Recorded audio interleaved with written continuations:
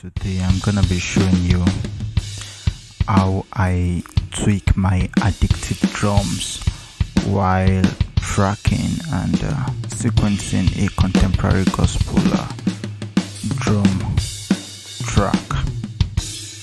So I have this drum sequence for the intro of that particular song, and this is how I tweak the addictive drum with the inbuilt effects.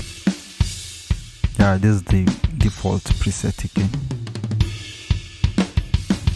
So I took it from here, from this point to this point, to this point, and then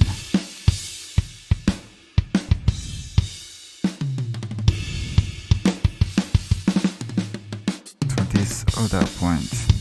So between the PPJ Contemporary Drums Gospel 1 and the 0, there's a little difference between the two,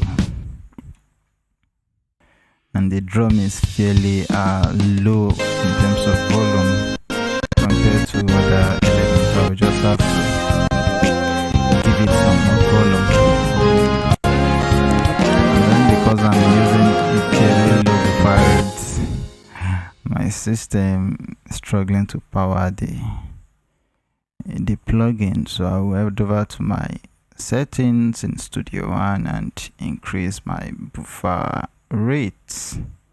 I think that did the job.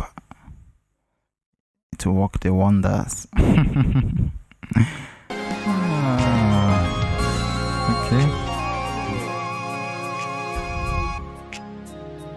So that's the power of addictive drums over here. We have other better drum, what's called drum VSTs.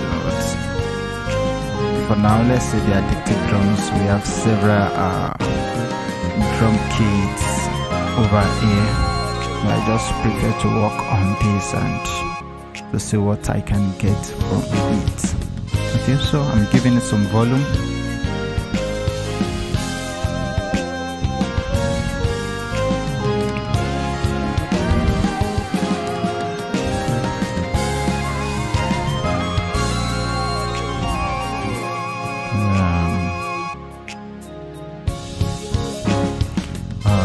So